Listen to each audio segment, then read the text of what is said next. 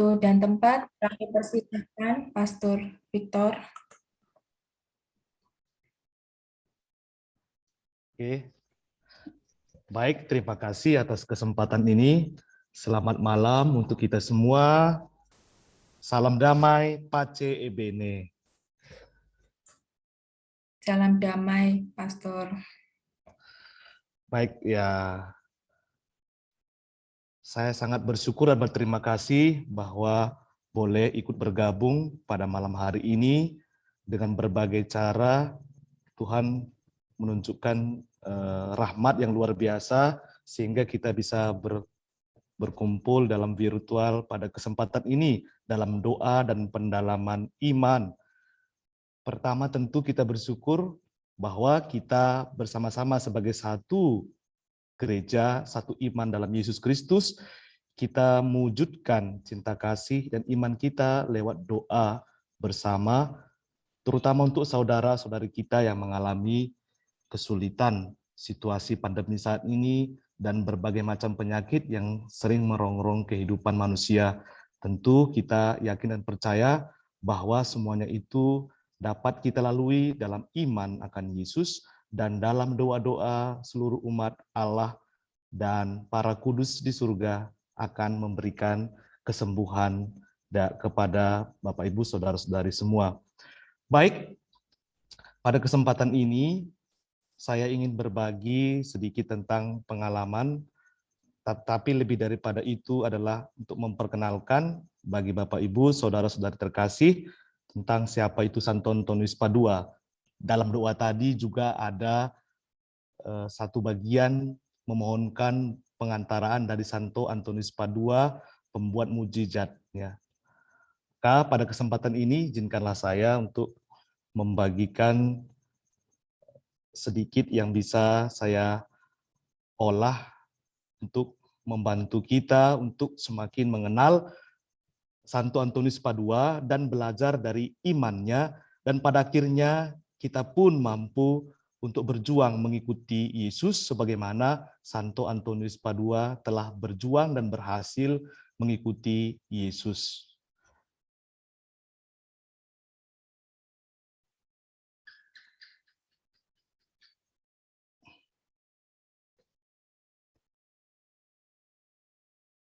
Apakah kita sudah melihat slide? Sudah, Pastor. Oke, mohon maaf nanti kalau ada kesalahan teknis, saya mau dibantu karena kurang juga paham tentang ini semua. Siap. Siapa itu Santo Antonius Padua? Ya, kita mungkin mengenal Santo Antonius dari Padua. Sesungguhnya Antonius bukan berasal dari Padua, tetapi menjadi terkenal dan menjadi begitu luar biasa di kota Padua, Italia. Ya, di Padua dia dipanggil Il Santo atau Sang Santo. Ya. Kalau ke Padua itu Santo katanya yaitu langsung tertuju kepada Santo Antonius. Karena bagi masyarakat Padua yang santo itu hanya Antonius. Mungkin ini adalah salah satu kekhasan dari Antonius ini di kota Padua. Sekalipun di Padua itu ada beberapa santo, termasuk tadi sudah kita doakan juga ada Santo Leopold Mandik. Itu ada di kota Padua. Tetapi kalau kita ke kota Padua, langsung nampak bahwa dituju. Santo berarti ke makam atau basilika Santo Antonius Padua. Secara khusus di tahun ini, mulai dari tahun 2020 sampai tahun 2022, para Fransiskan, pengikut Santo Fransiskus, dan pencinta serta yang berdevosi kepada Santo Antonius merayakan 800 tahun Antonius Padua menjadi Fransiskan. Ya. Jadi Antonius Padua adalah pengikut Santo Fransiskus. Boleh dikatakan Antonius adalah pengikut awal dari Santo Fransiskus. Ia awalnya adalah Ordo Santo Agustinus, lalu kemudian memilih menjadi pengikut Fransiskus karena kesaksian dari 5 saudara Fransiskan yang menjadi martir di Maroko, Afrika Utara. Untuk merayakan jubileum ini, Paus Fransiskus juga menuliskan secara khusus surat kepada Minister Jenderal pemimpin Ordo Fransiskan, dalam hal ini Fransiskan Konventual Carlos namanya, Paus mengajak seluruh Fransiskan, pencinta Santo Antonius dan umat Allah untuk melihat dan belajar dari Santo Antonius dalam hidup beriman dan dalam memilih apa yang dikehendaki Allah. Ini sangat luar biasa ya. Dalam beriman dan memilih apa yang dikehendaki Allah. Santo Antonius adalah teladan dalam beriman dan teladan juga bagi kaum muda dalam keberanian untuk memilih yang tepat seturut kehendak Allah. Ya. Paus Fransiskus dalam suratnya juga mengajak kaum muda untuk melihat sosok Antonius walaupun rentang waktu 800 tahun yang lalu, namun ya, sangat modern dan genial dalam intuisinya. Sehingga dapat menjadi teladan bagi generasi sekarang dalam perjalanan menuju kehidupan yang lebih baik. Sebagaimana Paus Fransiskus mengutip kata-kata Santo Antonius, aku melihat Tuhanku. Aku melihat Tuhanku. Paus mengajak semua orang, umat beriman untuk mengulang kata-kata Sang Santo. Dan pentingnya melihat Tuhan dalam diri siapa? Dalam diri saudara dan saudari kita. Dalam diri mereka yang lemah, yang miskin, yang sakit. Mempersembahkan kepada mereka kegembiraan, harapan, dan senantiasa ada kemungkinan untuk bertemu dengan sabda Allah, Injil, kitab suci yang darinya bersumber hidup yang benar. Tadi kita sudah juga mendasari doa-doa kita dari kitab suci, dari Injil. Untuk membantu pengenalan dan refleksi tentang Santo Antonius, maka perlu mengenal riwayat hidupnya. Riwayat hidup ini disadur dari beberapa sumber. Sumber utama adalah Virgilio Gamboso. Lalu kemudian mari kita masuk untuk mengenal Santo Antonius, sehingga kita yang berada atau di bawah perlindungan paroki-paroki, sekolah, stasi, biara, nama kita sendiri, atau kita sendiri yang mencintai Santo Antonius senantiasa terinspirasi oleh Sang Santo yang melihat Tuhan. Ya. Siapa itu Santo Antonius? Ini adalah makam Santo Antonius di dalam Basilika Antonius di kota Padua. Antonius lahir di Lisabon, Portugal pada tahun 1195 dengan nama baptis Fernando. Ia berasal dari keluarga bangsawan dan kaya raya. Ayahnya bernama Martinus dan ibunya bernama Maria. Orang tuanya mengirimnya studi untuk kelak bisa menjadi seorang birokrat yang handal atau sebagai seorang ahli dalam ilmu gerejani. Namun sayangnya Fernando lebih suka berdoa. Dikisahkan melalui suatu lukisan di gereja katedral di Lisabon, ketika ia sedang berdoa di dalam katedral, Fernando mengusir setan dengan membuat tanda salib di atas lantai. Ya, ketika dia masih kecil. Pada usia 15 tahun setelah melalui satu permenungan dan discernment, ia kemudian memutuskan untuk meninggalkan kemewahan dan keluarganya dan masuk ke biara rahib Santo Vincentius di Lisabon. Ya, ia menjadi anggota Ordo Religius Kanonik Santo Agustinus, sebagaimana yang ia cintai untuk seluruh hidupnya. Para religius dari ordo ini selain hidup dalam doa, para anggota juga harus melalui masa formasi dengan menekankan pentingnya studi intelektual. Apa yang sebelumnya telah ia tinggalkan, kini harus ia jalani dalam masa formasi hidup religiusnya. Tantangan juga datang dari orang tua, keluarga, dan para sahabatnya untuk memintanya meninggalkan biara. Atas persetujuan pemimpin biara, akhirnya Fernando dipindahkan ke biara lain di Coimbra, yang pada waktu itu adalah ibu kota dari kerajaan Portugal. Di Coimbra, akhirnya Fernando dapat menjalankan formasi dan studi teologi, dan pada usia 25 tahun, ia ditahbiskan menjadi imam. Menuju satu hidup baru, ya. Jadi bagaimana pengalaman Antonius ketika memasuki biara di kota Lisabon, namun akhirnya ia diputuskan untuk pindah karena memang banyak sekali gangguan yang ia alami dari dirinya sendiri dari keluarga, dari sahabat-sahabat. Apa yang kemudian terjadi dengan Antonius ketika dia berada di Coimbra? Pada bulan Februari 2020, salah ini ya, 1220, maaf. Di Coimbra tersebar berita bahwa di Maroko telah dibunuh secara kejam dan wafat sebagai martir 5 misionaris Fransiskan, pengikut Santo Fransiskus yang pertama. Religi mereka kemudian diterima oleh orang-orang Kristen melalui seorang saudara dari Raja Portugal di Gereja Salib Suci di Coimbra. Ini gambar dari gereja tempat di mana Antonius berada di Coimbra, yang bersebelahan dengan biara tempat Fernando tinggal. Fernando juga mendapat kesempatan untuk menghormati religi kelima martir pertama Fransiskan yang beberapa bulan sebelumnya telah bertemu dengannya. Jadi sebelum 5 martir Fransiskan ini ke Maroko, mereka ini sempat bertemu dengan Fernando di Coimbra ini. Kemudian hari ketika menjadi Fransiskan, religi mereka juga kembali dan singgah di tempat Fernando tinggal.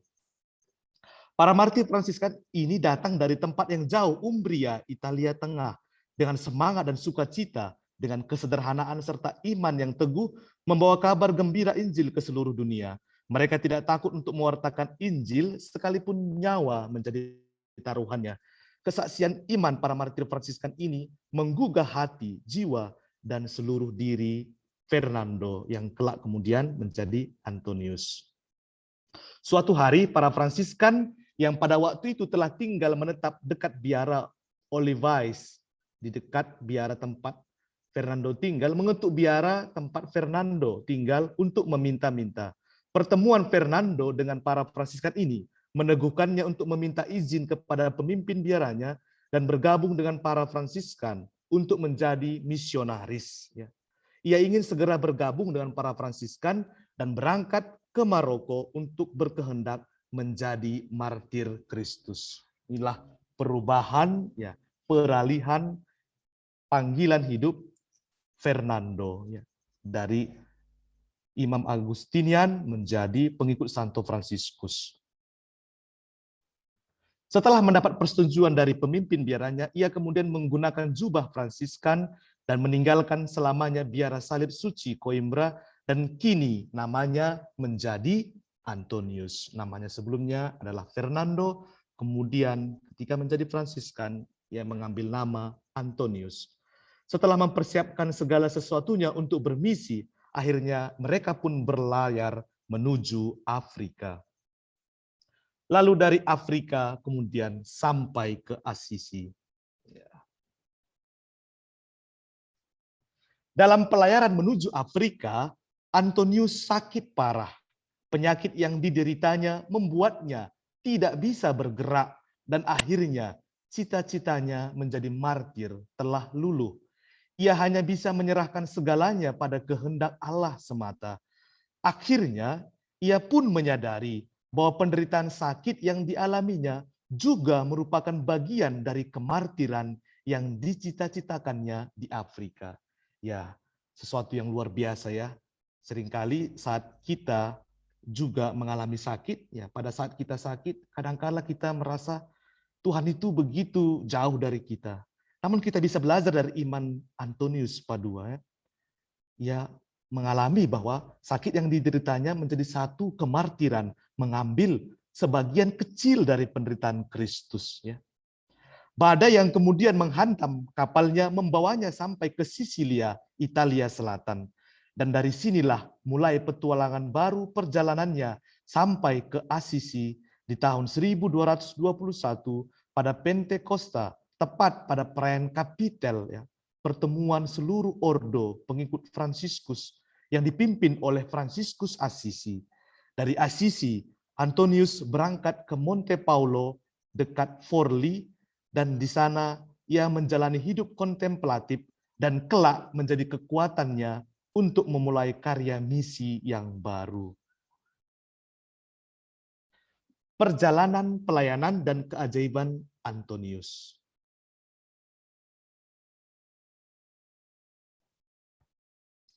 Ketika berada di Forli, mungkin sebagai informasi, di Forli juga ini terdapat santo yang tadi itu untuk mendoakan penyakit kanker itu berada di Forli, di Italia.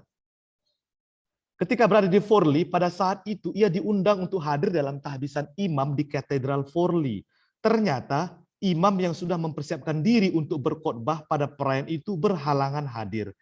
Antonius diminta secara tiba-tiba dan dia tidak dapat menolak permintaan itu demi ketaatan. Ya, salah satu menjadi kaul janji para pengikut Fransiskus dan juga religius adalah kaul ketaatan. Jadi ketika diminta oleh minister, pemimpin wilayah itu untuk dia berkhotbah, akhirnya ya dia pun taat.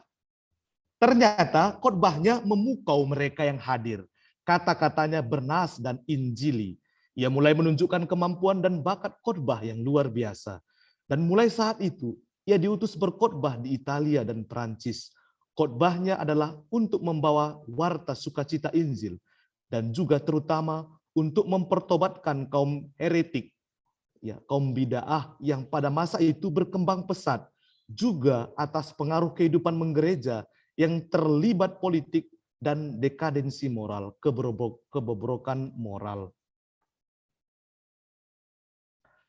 Pengalaman lain yang terjadi dalam hidup Antonius adalah di kota Rimini, Italia, sebuah kota di pinggir laut. Penduduk kota banyak yang sudah menjadi kaum heretik, gereja-gereja kosong. Pada suatu hari, Antonius mendatangi penduduk kota di alun-alun kota dan berkhotbah di hadapan mereka semua. Namun ternyata mereka atas perintah pemimpin kota untuk tidak mengindahkan dan mendengarkannya, dan mereka semua meninggalkannya. Namun Antonius tidak berputus asa. Ia pun mendekati sungai Marekia yang bermuara di Laut Adriatik dan mulai memanggil para pendengarnya dan berkata, "Wahai kamu ikan-ikan di sungai dan di laut, dengarkanlah firman Tuhan ini. Sebab para kaum heretik yang tidak percaya tidak mau mendengarnya. Ribuan ikan muncul ke permukaan, semuanya berbaris rapi mendengarkan kata-kata dan nasihat serta pujiannya. Kejadian ini membuat para bid'ah kaum heretik menjadi kagum dan akhirnya mereka pun menerima Antonius dan bertobat." Ini adalah gereja katedral di Rimini dan ini adalah tempat di mana Antonius pada waktu itu berkhotbah. Peristiwa lain terjadi juga di Rimini saat banyak bid'ah tidak percaya kepada kehadiran nyata Yesus dalam Ekaristi. Mereka berkata, "Kami akan percaya bahwa Kristus sungguh-sungguh hadir dalam hosti yang telah dikonsakrir jika saya melihat keledaiku berlutut di hadapannya." Antonius menerima tantangan ini. Waktu dan tempat untuk membuktikan kebenaran hosti kudus ini pun telah disetujui. Selama 3 hari, keledai tidak diberi makan. Ketika tiba waktunya, Antonius datang dan membawa hosti kudus dan sang bid'ah datang dengan keledainya. Di hadapan keledai itu diberikan makanannya. Walaupun sangat lapar, keledai itu ternyata menolak makanan yang diberikan oleh pemiliknya. Dan malahan keledai berlutut dan menyembah sakramen Maha Kudus. Ini alun-alun kota di kota Rimini dan ini tempat kenangan di mana mukjizat Ekaristi Antonius. Antonius begitu akrab dengan doa dan sabda Allah, Injil, kitab suci. Ia juga menjadi minister, pemimpin para Fransiskan, pemimpinnya disebut minister yang artinya pelayan. Minister provinsial, wilayah provinsi di Italia Utara dari tahun 1227 sampai 1230. Ia juga adalah pengkhotbah dan pengajar teologi di Universitas Bologna, Montpellier, Toulouse, dan Padua. Ia juga menjadi bapa pengakuan dan berdiam di banyak waktu dihabiskannya di ruang pengakuan. Bahkan untuk makan saja, ia harus mencari waktu luang. Antonius adalah teladan karismatis serta peduli kepada kaum kecil. Ini adalah situasi ketika pesta Santo Antonius 13 Juni, karena tidak bisa diarak relikwi Antonius di keliling kota Padua, maka bersama dengan pemerintah kota, akhirnya relikwi naik, diangkat oleh helikopter dan kemudian memberkati kota Padua, secara khusus tempat di mana dirawat mereka yang mengalami sakit COVID di rumah-rumah sakit. Di sana kemudian tepat diberkati melalui berkat pengantaran dari reliki dari Santo Antonius Padua. Cerita tentang Antonius tersebar dari mulut ke mulut. Misalnya, ada cerita tentang seorang pengaku dosa yang sepenuh hati menuliskan daftar dosa-dosanya. Ya, ini sangat luar biasa ya. Seorang pendosa yang ya sering juga biasanya anak-anak sebelum komuni pertama ya menuliskan dosa-dosa, atau kita juga takut lupa kita tuliskan juga ya. Ada satu pengalaman yang dikisahkan, seorang pendosa menuliskan dosa-dosanya di selembar kertas, kemudian menyerahkannya kepada Antonius. Sementara Antonius sedang membacanya, secara perlahan satu persatu dosa itu hilang dari kertas. Ya, ini satu kisah yang luar biasa dari Antonius Padua. Ada cerita lain ya, seorang anak muda dari Padua yang bernama Leonard yang menyepak ibunya. Lalu suatu hari bertemu dengan Antonius dan Antonius mengatakan kepadanya, waktu pengakuan dosa, dia mengaku dosa karena telah menyepak ibunya. Lalu Antonius dalam nasihatnya mengatakan, kaki yang menendang ayah atau ibunya harus dipotong. Lalu Leonard setelah pulang kemudian mencari parang dan memotong kakinya. Melihat hal itu ibunya menjadi sangat sedih dan anggota keluarga menjadi ketakutan. Antonius dengan cepat datang dan sambil berdoa kepada Allah, ia kemudian menyambung kembali kaki yang putus itu. Ya. Di zaman Antonius, banyak penduduk menggantungkan mata pencariannya dari bertani, beternak biri-biri dan hewan peliharaan lainnya, serta nelayan. Hanya sebagian kecil saja yang hidup sebagai pegawai dan pedagang. Pada waktu itu banyak rentenir ditemukan di Italia. Pada saat khotbah pemakaman seorang rentenir, Antonius menunjukkan uang simpanan orang malang itu dan berkata, jangan kebumikan jenazah ini di tanah suci, kebumikanlah ia di tempat lain, sebagaimana layaknya kamu lakukan pada bangkai binatang. Sebab jiwanya ada di neraka dan hatinya tidak jauh dari tubuhnya. Pada Injil sudah tergenapi, karena di mana hartamu berada, di sana jugalah hatimu berada. Antonius adalah pembela kaum miskin dan tertindas. Berikut kesaksian salah seorang teman sezamannya. Antonius yang sangat ingin meninggal sebagai martir tidak mau menyerah kepada siapapun. Bahkan jika hal itu harus dibayar dengan nyawanya sendiri. Dengan keteguhan hati, dia menentang kelaliman sang penguasa. Tanpa gentar, ia menghadapi para penguasa, sehingga para ahli pidato yang terkenal sekalipun gemetar mendengarkan ketetapan hatinya dan merasa takut, sehingga mereka pergi menjauhkan diri. Masa-masa akhir hidup Antonius.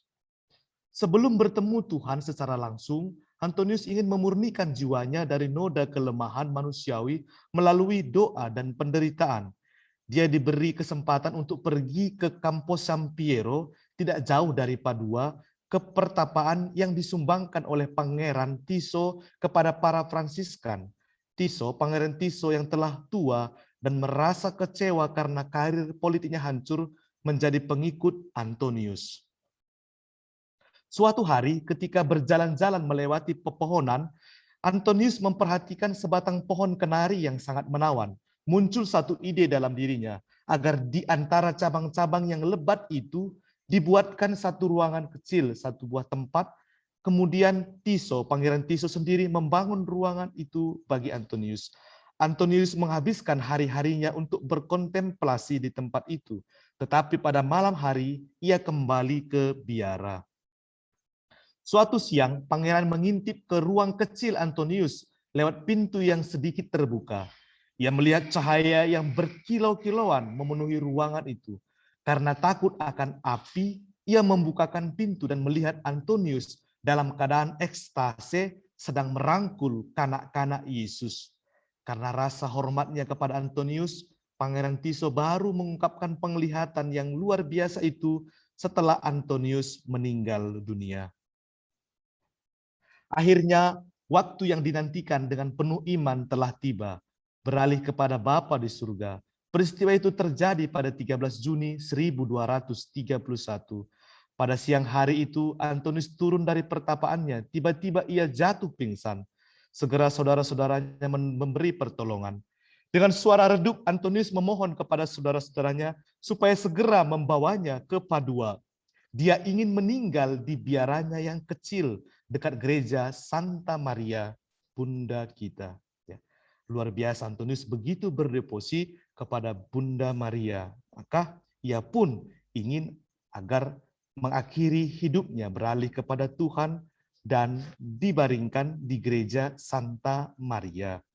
Dengan gerobak petani, saudara Antonius yang hampir meninggal itu dibawa ke Arcella dekat Padua, di mana tinggal para saudara kapelan untuk para suster-suster Klaris, pengikut Santa Clara dan pengikut Santo Fransiskus. Setelah menerima sakramen terakhir pengakuan dosa Ekaristi, Antonius menyanyikan pujian perawan Maria, perawan suci, demikian. O Ratu mulia yang diagungkan di atas bintang-bintang. Kemudian mata Antonius bersinar-sinar memandang jauh ke depan, seakan-akan ada yang dilihat. Lalu, apa yang kamu lihat? Tanya seorang saudara, yakni saudara Lukas. Saya melihat Allahku, saya melihat Tuhanku. Jawabnya setengah berbisik. Penderitaan yang sangat mendalam itu berlangsung singkat. Pewarta Injil dan Rasul Kristus yang agung ini meninggal pada usia 36 tahun. Walaupun saudara-saudara merahasiakan kematiannya, namun pada waktu pemakamannya di gereja Santa Maria, karena inspirasi ilahi di sepanjang jalan sore itu, pekik gemuruh suara anak-anak yang berbaris serentak menyerukan, Orang Kudus meninggal, Saudara Antonius meninggal. Dia adalah santo seluruh dunia. Ini adalah Basilika Santo Antonius dan perayaan Tredicina atau 13 hari Santo Antonius dan puncaknya perarakan religi Santo Antonius. Segera pejabat gereja mulai mengadakan penyelidikan atas kekudusannya. Pertama-tama Uskup Padua, Jacob di Corrado, kemudian Paus Gregorius ke-9, sahabat dekat dan pengagum Antonius. Proses kanonisasi Antonius berlangsung cepat.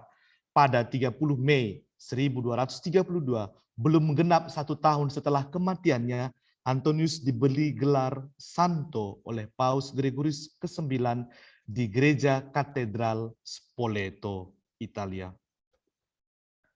Para Fransiskan dan masyarakat Padua serta para peziarah mulai membangun basilika yang megah. Di dalam basilika itu dibangun satu ruangan yang pantas untuk makam Antonius, santo yang terkenal dengan pembuat mujizat. Hal yang luar biasa, pada tahun 1263, jenazah sang santo dipindahkan ke basilika yang baru selesai dibangun untuknya. Upacara ini dihadiri oleh Bonaventura, minister umum, minister jenderal para Fransiskan, yang kemudian juga menjadi santo Bonaventura. Ketika makamnya digali, lidah sang santo secara ajaib ditemukan dalam keadaan utuh dan segar.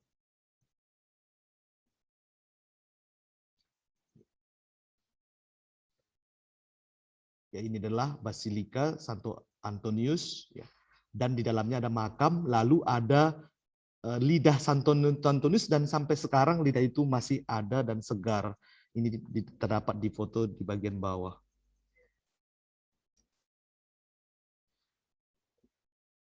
Antonius adalah orang kudus seluruh dunia. Di Padua dia dipanggil sebagai Il Santo, santo yang kudus. Santo Antonius dihormati bahkan oleh orang-orang non-Katolik. Mungkin sekedar informasi, ketika saya mengenal seorang saudara yang pernah bertugas di Istanbul, Turki, di sana ada Basilika Santo Antonius, dan di sana diceritakan oleh saudara ini bahwa banyak juga saudara-saudara kita Muslim yang masuk ke dalam gereja Basilika itu dan berdoa di depan patung Santo Antonius dan memohonkan doa Santo Antonius. ketika saya tanya mengapa mereka berdoa, ternyata mereka mengatakan bahwa mereka sangat merasakan doa dan pertolongan dari Antonius. Doa-doa mereka banyak terkabul. Lalu beberapa lambang yang diatributkan kepada Santo Antonius dari Padua. Antonius Padua dikenal sebagai pelindung untuk menemukan barang-barang yang hilang. Tentu banyak umat, bahkan saya sendiri juga memiliki pengalaman dengan ini. Kita juga nanti bisa berbagi. Lalu ia juga dilambangkan juga dengan buku Injil. Antonius begitu akrab dengan ilmu pengetahuan, ya, orang yang sangat intelektual. Namun buku Injil menjadi sumber buku yang utama yang tampak dalam pengajaran, khotbah, doktrin-doktrin yang diajarkan. Ya, buku menjadi sumber buku yang utama. Antonius juga digambarkan dengan tangan yang di atasnya bernyala api yang melambangkan kasihnya pada Allah dan kepada sesama. Juga dilambangkan dengan jubah Fransiskan. Jubah ini mengingatkan dia sebagai pengikut Santo Fransiskus dari Assisi, seorang Fransiskan.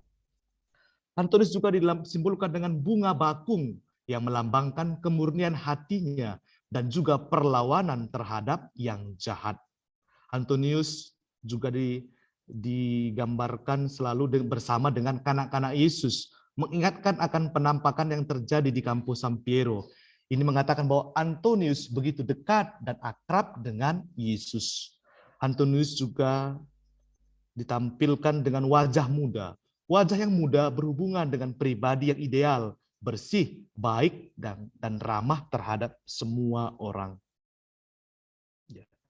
Ia juga terkenal dengan kepeduliannya kepada orang-orang miskin, maka sangat terkenal dengan roti Antonius, bahwa melalui pengantaraannya banyak orang mendapatkan apa yang mereka butuhkan.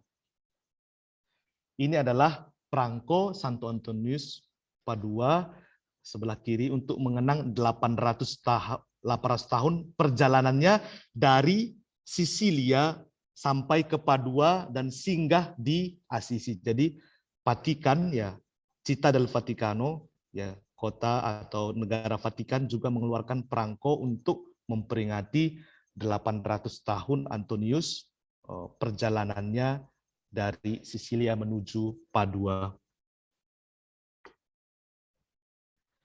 Lalu hal mungkin informasi singkat, ya, ada di beberapa puluh tahun yang lalu pernah juga dikunjungi relikwi Antonius ke Indonesia. Ini beberapa untuk memperingati dulu 800 tahun kelahirannya.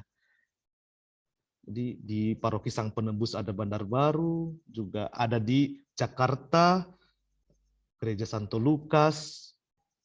Ada, kalau kenal mungkin masih Pastor Salvatore Sabato yang juga lama misionaris, yang lama juga di Medan, di Litua, dan juga di Jakarta, Santo Lukas. Juga di Paroki Santo Yosef de Litua Medan, Namo Pecawir, Tuntungan, tempat di mana dulu pernah hadir Santo Yohanes Paulus II tahun 1989. Juga di Paroki Santo Paskalis di Jakarta, lalu Paroki Santo Fransiskus Assisi Jalan Medan Pematang Siantar, juga Paroki Santo Antonius Padua Hayamuruk Medan. Juga ke Timor Leste, ya. Timor Leste kita tahu sebelum merdeka menjadi bagian dari Indonesia, Provinsi Timor Timur, yang di sana mereka sangat berdevosi kepada Antonius karena di sana mereka dulunya dijajah oleh Portugis, dan di sana begitu luar biasa devosi kepada Antonius Padua. Maka pada saat itu juga relik itu juga dibawa ke sana. Saya kira demikian, ya, perkenalan kita dengan Antonius Padua, Pace e Bene. Semoga tidak membosankan.